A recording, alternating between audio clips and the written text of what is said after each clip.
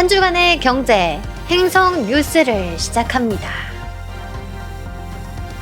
자, 이번 알아볼 주제는요, 주식하는 사람의 심리에 대한 내용이야. 작년에 주식이 엄청 이제 붐이었잖아. 그래서 서울대에서 무려 주식 심리학이라는 강의가 생겼어. 한 교수님이 초보 주식 투자자를 위한 주식 심리학 강좌를 열은 거지. 그래서 학생들도 주식에 관심 있는 친구들이 이거 한번 들어봐야겠다 이러면서 들어서 실질적으로 수업을 한 거야. 주식하는 사람의 심리에 대해서 이론을 만드신 거라고 할 수가 있지. 그래서 오늘 그 부분을 한번 배워보려고 한단다. 사회과학대 심리학과 전공 과목으로 신설이 됐고, 주식 투자자들의 행동과 마음을 이해하는 거에서부터 시작하는 건데, 그래서 오늘은 여러 가지 주식하면서 만날 수 있는 사례들을 만나보고, 그리고 그 사람들이 어떤 유형이며 그리고 뭐가 원인인지 한번 좀 찾아보도록 하자고. 첫 번째 만나볼 사례야. 여러분들도 흔히 많이 볼 거예요. 첫 번째 사례. 우리가 종토방을 가면 이런 사례가들이 굉장히 많지. 이제 카카오 어제 주가고, 카카오가 이제 지금 보면은 85,000원이야. 85,000원 카카오. 전에 이제 20만원 뭐 근처까지 갔다가 이제 이게 또 반토막 난. 15시 되면 하늘로 슈팅 나온다. 안전벨트 잘 매고 있어라. 슈팅 크게 한번 날아간다. 떨어지지 말고 안전벨트 잘 매라. 크게 히팅 한번 나간다. 개미 주린이들은 안전벨트 꽉 매고 잡고 있어라. 떨어지지 말아라. 요런 글이 있는데, 이 사람의 심리는 어떨까? 우리가 이제 학문적으로 한번 접근을 해봅시다. 이 친구는 어떤 유형일까?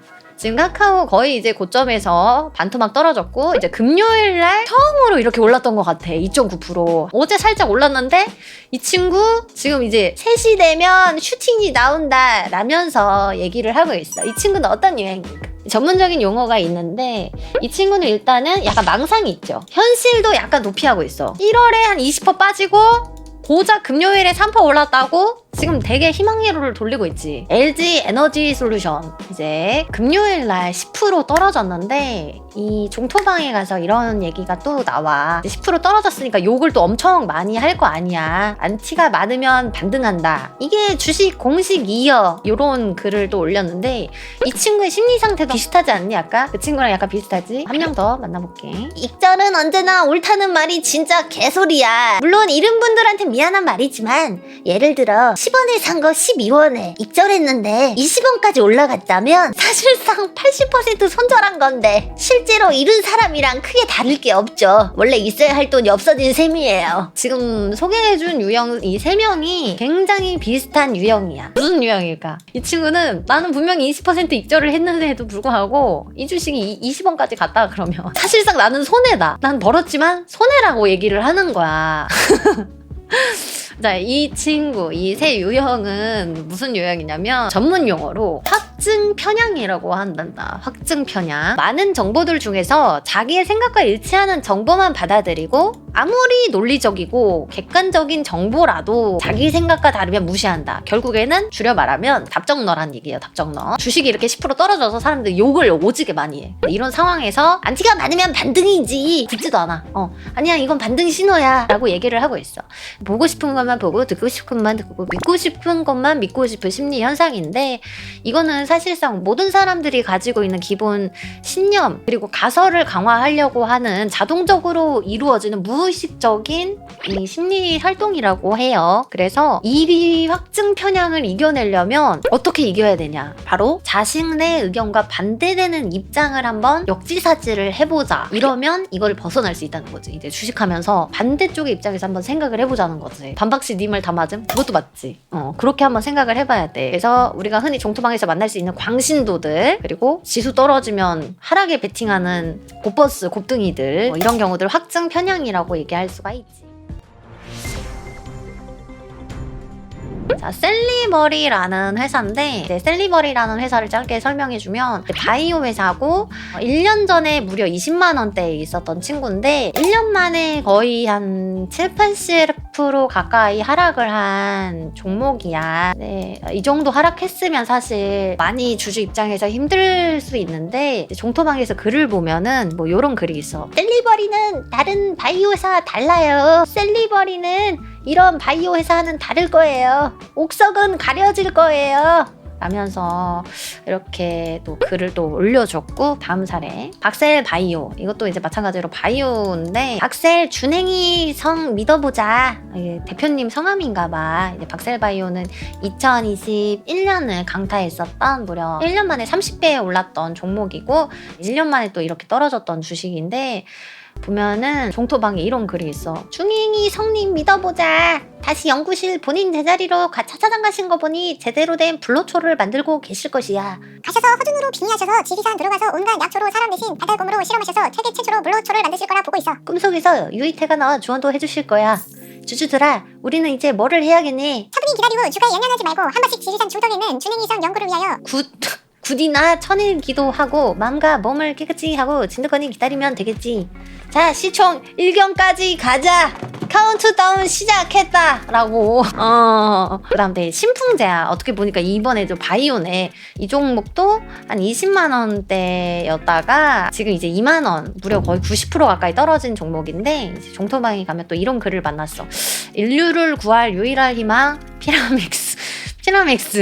자, 이 세 사람의 유형의 공통점은 뭘까? 일단 다 바이오긴 한데 공통점은 뭘까? 딱 봐도 주주야. 본인이 들고 있는 주식인데 아까 좀 확증 편향이랑도 좀 비슷하긴 해. 무슨 본인이 투자한 회사는 뭐 인류를 구할 것이며 불로초를 만들 것이며 다른 바이오와는 다를 것이며 자기 주식을 굉장히 지금 좋게 보고 있지. 이게 전문적으로 무슨 용어라면 소유 효과라고 합니다. 소유 효과. 시카고대 대학원생을 대상으로 한 실험을 했었는데, 학생들한테 이 머그잔을 보여주고 이 머그잔 얼마에 살래 했더니 10달러? 이렇게 얘기를 했어. 근데 이 머그잔을 그 친구한테 줘봤어. 딱 손에 쥐어주고 가지게 했어. 그래서 내 거가 된 거야. 내 거가 된 상태에서 너 이거 얼마에 팔래? 이렇게 물으니까 13달러에 팔겠다고 얘기를 한 거야. 남의 거 얘기하는 것보다 내 거가 됐을 때 더 가치가 좋아 보인다는 거지. 이런 효과가 인간의 심리로서 너무 당연하기 때문에 증권가에서도 본인 담당 종목이 있나 봐. 근데 그 종목을 몇 년을 보는 거야. 대표가 뭐 어떻고 오늘 주가가 어땠고 뭐 하고 그러면서 막 관리를 하잖아. 몇 년 동안 관리하면 나도 모르게 이 종목에 대한 애착이 생겨. 그래서 객관적으로 안 봐지는 거야. 아, 이 회사 괜찮은 것 같은데? 이 회사 좋아질 것 같은데? 남들은 아니라고 하는데 뭔가 자꾸 내 생각이 들어가게 돼서 자꾸 사랑을 갖게 되는 거지. 그래서 증권가에서는 일정 시간이 지나면 담당하는 주식을 바꾸게 된대. 한 주식을 너무 오래 하게 되면 객관적으로 잃어버리기 때문에 내 주식이 최애가 돼버리는 거지. 그래서 바꾸는 규정이 또 있다고 한다. 피터 리치 선생님께서는 이런 얘기를 또 했어. 그래서 주식과 사랑에 빠지면 안 됩니다. 주식은 회사라는 점을 알아두세요. 마치 여러분들의 손자인 것처럼 대하면 안 됩니다. 라고 얘기를 했지. 우리도 한번 내가 가지고 있는 주식이라고 해가지고 너무 긍정적으로 보고 있다든지, 남들은 아니라고 해도 아니야, 나는 이 주식 올라갈 것 같아 라면서 고집을 부리고 있지 않는지 한번 객관적으로 볼 필요가 있겠지.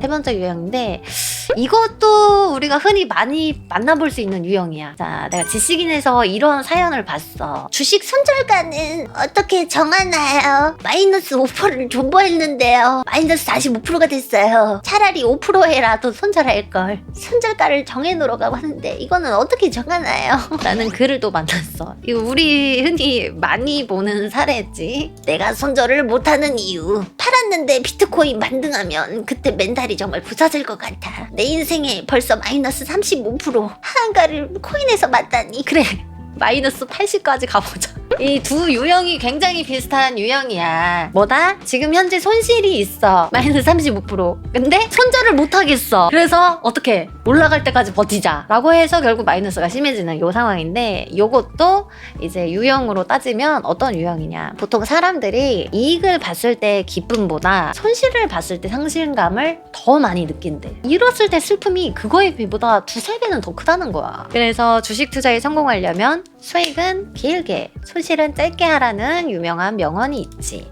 그래서 이 사람들이 왜 마이너스 5%에 손절을 못했을까? 왜? 당장 손절하면 너무 아파. 마이너스 5%. 1,000만 원 투자했는데 마이너스 50만 원.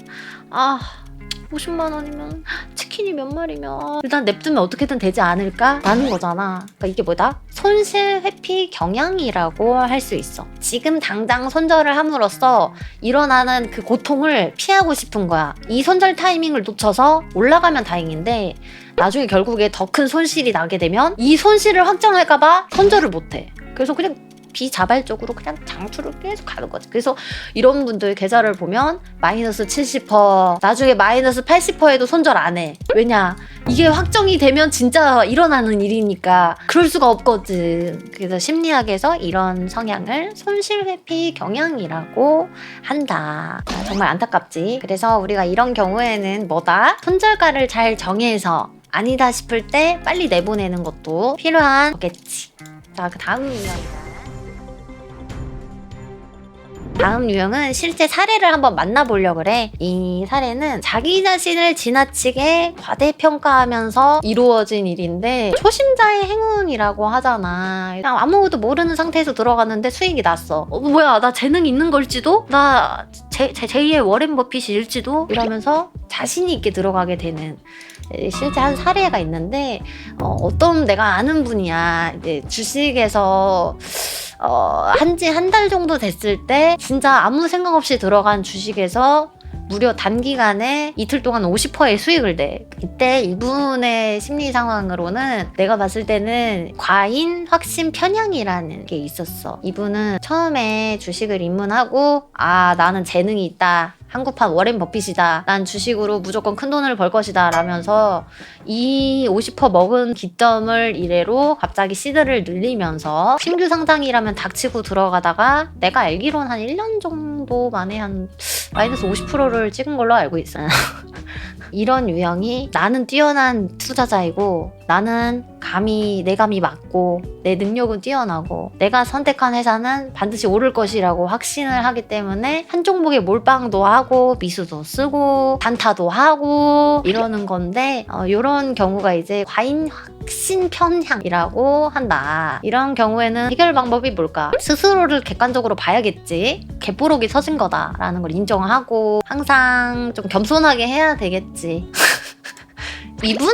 이분 내가 알기로는 소식 끊긴 걸로 알고 있어. 나는 자연인이다 찍고 계실걸? 사실 이 앞서 만나봤던 여러 가지 상황들을 보면은 다 독립적으로 돼 있는 게 아니고 조금 다 비슷해. 뭐 확증 편향이 있으면서 손실 회피 경향도 있을 수 있고 그러다가 내가 가진 주식에 좋아 보이면 소유 효과가 있을 수도 있고 여러 가지 유형으로 또 나눌 수 있는데 상대적으로 다 이렇게 유기적으로 연결되어 있다라고 할 수 있죠.